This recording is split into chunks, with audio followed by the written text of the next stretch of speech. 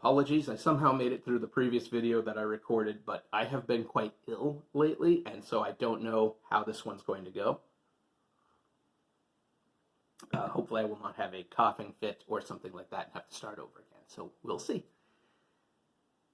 If you've watched my videos with any kind of regularity, you will have heard me say many a time that I am not a fan of Dungeons & Dragons. That remains true.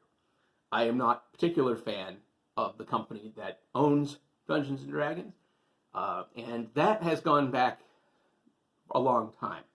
I didn't like TSR as a company and the way they ran their business.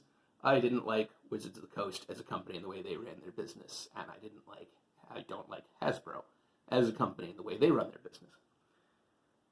So I try, generally speaking, to vote with my dollars and not send them a lot of money. So why am I looking at this product? Well, I got this on a crazy, ridiculous sale, which I can't imagine actually netted them any money at all, as it was well below the usual cost on these things. I think this was like $16, if I remember correctly, when I bought this. So I picked up Tales of the Yawning Portal. Now, why did I pick that up? In my being a hypocrite, I have been picking up some classic modules on Drive-Thru RPG. Print on demand. I've been using these and converting these over in my head. I haven't actually gotten to run them because I don't have a group. But I've been converting them over to Dungeon Crawl Classics and picking these up to use with Dungeon Crawl Classics in the future. Because the vibe is right. Even if I didn't like the game mechanics, the vibe is right, and there's a lot of useful stuff to take over. In picking up some of these, I found, some fun, cool old ones. Well, what I didn't know was happening, and I mentioned this in my Ghosts of Saltmarsh review, I didn't realize that a bunch had been reprinted for 5th edition in these hardcovers. Now, normally I wouldn't go and spend $50 on a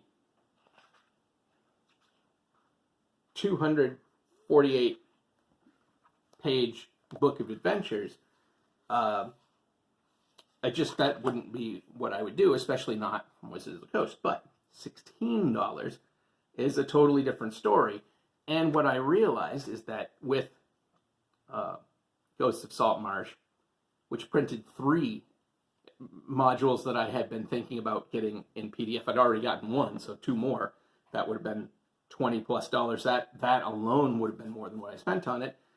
It's the same with this. This has several modules that I have contemplated getting print-on-demand versions reprinted here for less than what it would cost me to get 2 of them. So in here we have the Sunless Citadel, which I've heard good things about, the Forge of Fury, which I don't know anything about, the Hidden Shrine of Tomoe-chan, which I had already picked up, the White Plume Mountain, which is a famous one, Dead and Fey, which I know was on my list of ones to check out, Against the Giants. That is, if I remember right, I think that's like a series of modules from the original run. So that if reprinted, probably is like 3 or 4 things anyway. And Tomb of Horrors, all original ones, some of which were on my list to pick up reprints of.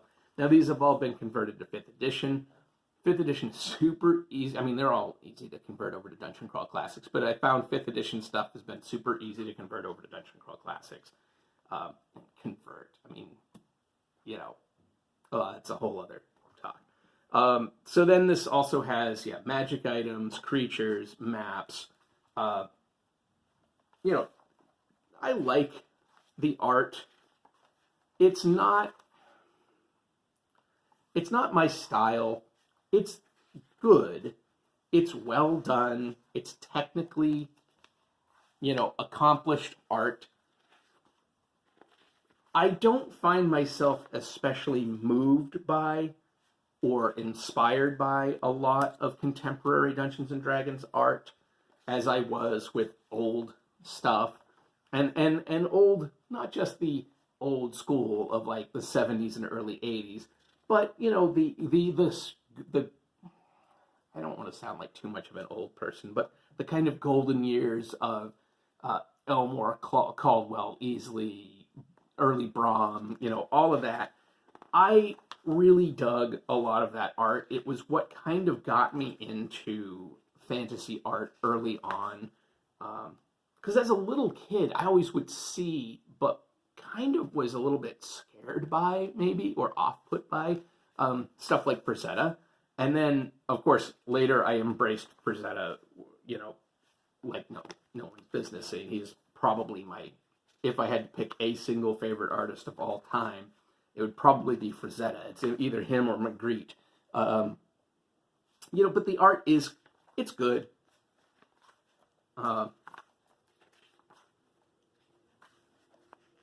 There's cool stuff.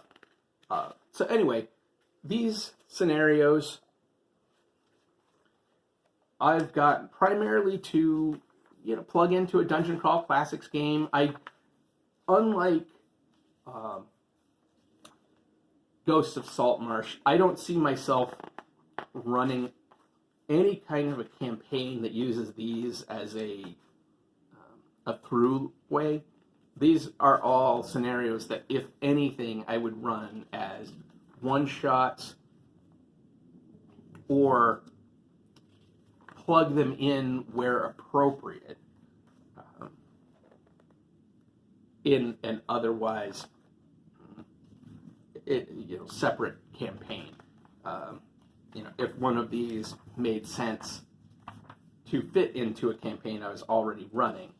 And of course, I have a tendency. Okay, that map is way overcomplicated and tiny. I would almost. I don't know what the deal is with it, but I could only imagine doing a major simplification of that. So I don't know what the future is going to bring as far as these go. Good Lord, that's too much. It's too much. But again, I don't know the story. Oh, at least they have broken them down into pieces. That's something. Okay, that's not so bad. Maybe. I mean, seems pretty rough, but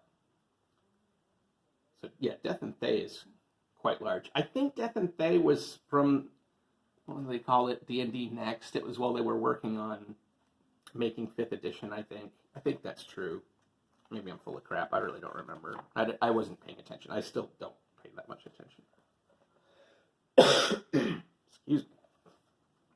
Apologies on that. I am getting to the point where I'm probably going to have to cut this because I can tell my voice is starting to go. But anyway, here we have the giants. Now, I know some folks are like really into giants and love using them. I never was really that fond of them as creatures. I figured I would probably use them in a Ars Magica game. If they went up north or something, it seems like the kind of thing they'd run into, like some giants. But it's not really a creature that I usually have a great deal of fondness for. But, who knows? It might be fun to run a quick game or a short campaign dealing with battling giants. Now, the Tomb of Horrors, I think this was one of those old like tournament butcher the characters modules, which is not my cup of tea, but again, there are always things you can draw from them. Same with things like magic items, creatures. These are all things that you can draw from and use in your game, no matter what system you're using. I'm never going to run 5th edition, but doesn't mean I can't lift these and use them in something that I am running. So, anyway, hey, if you see this for $16, grab it. Looks pretty good. I don't know. I'll give this a read through and at some point, and I'll do a review. I don't know when I'm ever going to get to that. And I'm going to check and make sure that everything I find useful about this module made it into this. I do feel like sometimes when they've done in the past updates of old modules, they've really kind of skimmed and trimmed quite a bit, and I don't know if that's the case with this. I really have no idea, so I'll give it a look. In the meantime, then if I do, I'll unload this to somebody. But yeah, so that's Tales of the Yawning Portal. 7 deadly dungeons in this adventure supplement for the world's greatest role-playing game. Yeah, no, wrong. But anyway, blah, blah, blah. Check out my links below. See my author page, my Patreon. Help me out if you want to. And otherwise, check out on the next, whatever my next video is. I'm going to drink some of this hot tea and see if I can't stay conscious for a few hours. Take care.